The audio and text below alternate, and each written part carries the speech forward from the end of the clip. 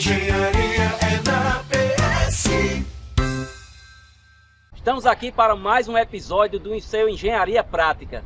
No episódio de hoje nós vamos ver uma obra bastante interessante que é toda feita em aço e também uma parte em concreto.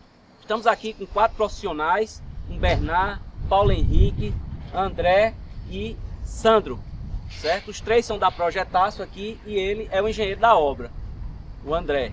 Então a gente vai mostrar para vocês alguns detalhes dessa obra, bastante assim singular, principalmente se tratando aqui de João Pessoa, nessa nossa cidade, e espero que vocês gostem das informações que serão passadas.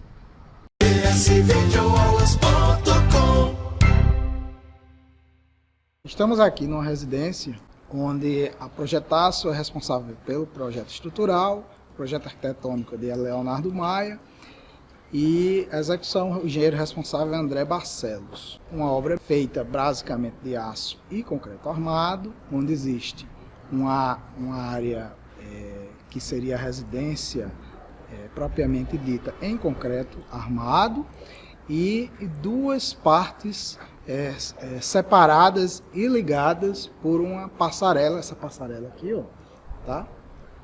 Essa parte que vocês estão vendo vai ser a área de lazer da residência, tá? Onde aqui embaixo vai ter umas áreas de estar, lá em cima o salão de jogos, aqui perto da piscina, tá? E essa outra parte que fica desse lado é a residência em si e do outro lado a garagem, certo?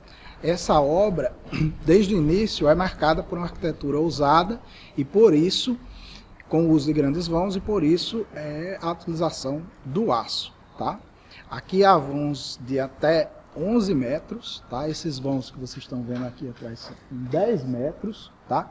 Nessa parte da área de lazer tem apenas 9 pilares, tá? Na parte de concreto tem mais pilares. E essa passarela serve não só de ligação, como de contraventamento da estrutura de aço, para que ela não tenha muito problema com vibração.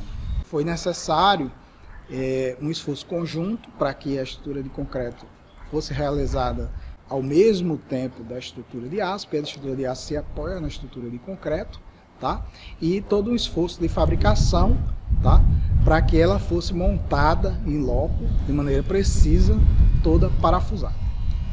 A estrutura de concreto se liga na estrutura de aço, tanto na parte da garagem, quanto na parte da passarela, que liga a área que é mais voltada ao lazer, com a parte que é mais voltada à moradia da casa. Foi adotada aqui a laje treliçada, em virtude dos vãos e da carga. A escada dessa parte de concreto, ela é de aço. Ela é composta por uma viga dentro da parede, inclinada, e os degraus de aço apoiados nessa viga. Na parte de concreto também se inclui o reservatório superior, uma iluminação zenital, que também ajuda a iluminar os quartos. Em virtude de um pedido da arquitetura, na parte de concreto, foram incluídos 2 pilares de aço. Pilares esses que poderiam ter sido feitos de concreto armado, mas por um apelo estético, pedido pela parte da arquitetura, esses pilares foram substituídos por 2 pilares de aço. Algumas características dessa obra são bem interessantes do ponto de vista de estruturas de aço. São perfis que têm uma altura elevada de acordo com a arquitetura em alguns momentos. Em outros momentos a altura elevada é a pedido do esforço. Então, onde nós estamos aqui é a garagem da residência. A garagem da residência ela exigia um vão de aproximadamente 11 metros. Como o vão é de 11 metros, precisa de perfis de elevada resistência e altura, sendo que os perfis comerciais eles não atingiriam a capacidade que a gente precisaria. Então utilizamos 2 perfis para vencer tanto o vão quanto o balanço adjacente. Então, de maneira que na hora que fosse calcular, a estrutura deveria se comportar como se fosse uma grelha inteira, um pórtico inteiro, vamos supor, um pórtico espacial, na verdade. Então, toda essa parte aqui foi parafusada, a pintura foi especificada de uma maneira para evitar corrosão, de uma maneira bem específica. O aço aqui é o STM A572, que justamente são os perfis que a Gerdau oferece. Então, para a garagem, precisaria desse tipo de esforço. Então, para facilitar manuseio e montagem, houve ligações a momento, que a gente chama, são ligações no meio do vão, onde há esforço de flexão e esforço axial, então a ligação tem que ser dimensionada a isso. Os apoios dos pilares dessa região também são bem específicos. Não tem como, em programas comerciais, você parametrizar essa ligação de maneira otimizada.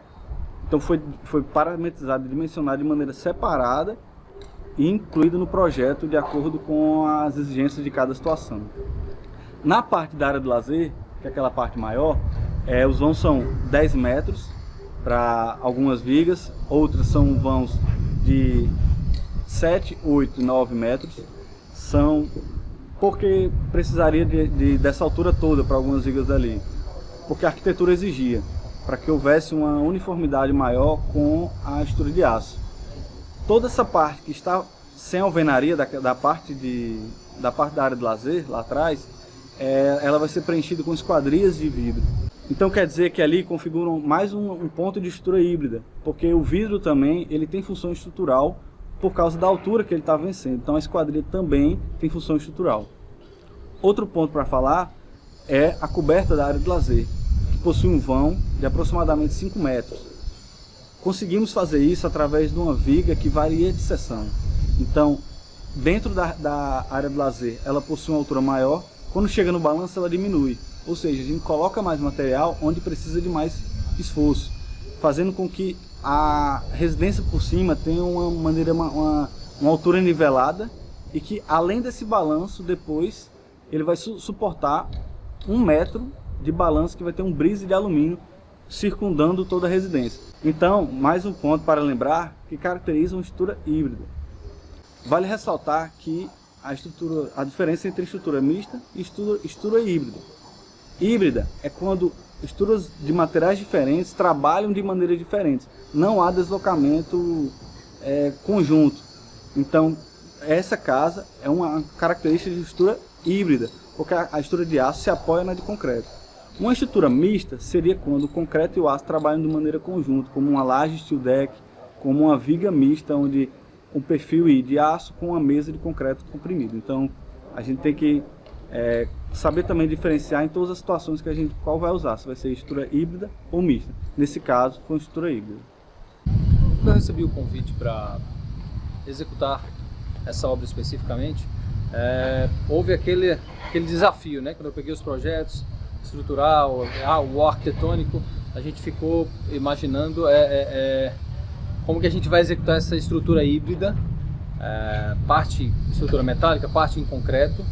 E a princípio o terreno estava abaixo da cota que a gente necessitava.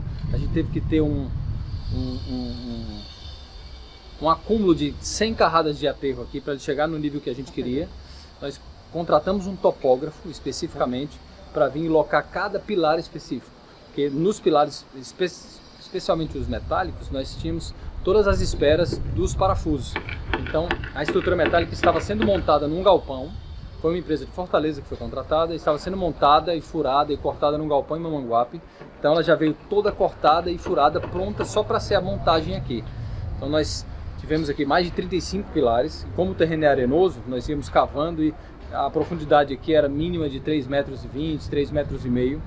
Então houve toda essa dificuldade. Por um lado também tem esse lado que é o lado difícil e o lado bom é que não tem erro. Quando você tem todos os pilares locados com a espera e a estrutura metálica já vem para ser toda parafusada no local,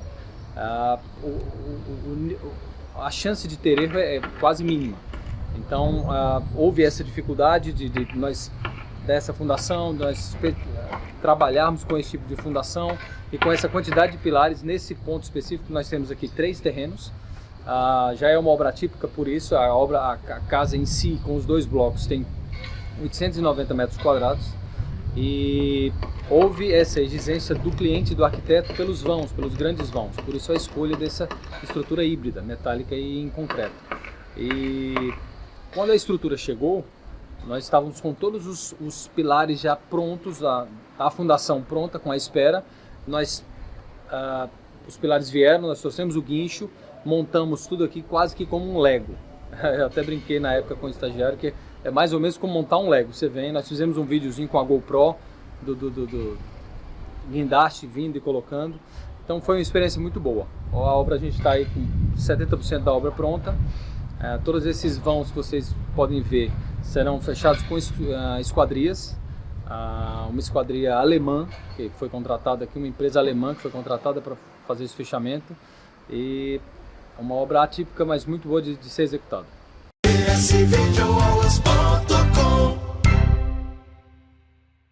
Se você ainda não se inscreveu no nosso canal, peço que faça agora. Isso ajudará que cada vez mais o nosso canal possa crescer e oferecer um conteúdo diversificado e de qualidade a você. Bom, como eu estava falando aqui, a gente estava aqui nos bastidores, né? Estava bem interessante, a gente resolveu gravar um pouco mais aqui e falar sobre o que a gente vinha comentando, como é interessante esse tipo de obra e que passar esse conhecimento e passar essas novas alternativas construtivas, não é isso, Bernardo? O que a gente estava comentando é que a gente tenta desmistificar que esse tipo de construção é uma construção inviável. Não é.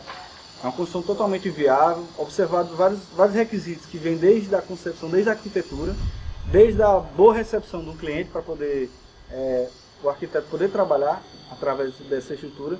Então, se for bem pensado, for bem planejado, uma estrutura com esse tipo de solução é muito viável, professor. Também o prazo, né? Eu acredito que agiliza bastante esse tipo de... Uma das facilidades é como o André falou, né? Foi um verdadeiro Lego essa estrutura. Foi montada rapidamente, tudo parafusado, deu muito no prazo de execução, tá? E principalmente se atendeu aos grandes vãos e balanços e requerimentos estéticos da arquitetura. Né? Coisa que com o material poderia ser difícil. Você como calculista aí que também participou do projeto, Paulo, e aí, foi muito complicado atender a arquitetura? Rapaz, é aí que tá. Quando a arquitetura ela já é pensada para esse tipo de solução, as coisas elas ficam mais fáceis, elas são mais fluidas. Inclusive, aqui a gente tem um pouquinho desse preconceito, mas lá fora as obras são muito feitas assim. Você usa o que de melhor aquele material lhe oferece. Pois é, pessoal, como vocês viram aí, bastante interessante. Espero que vocês prestigiem esse nosso vídeo, disseminando ao máximo aí, compartilhando e curtindo. Espero que vocês tenham gostado de mais esse episódio.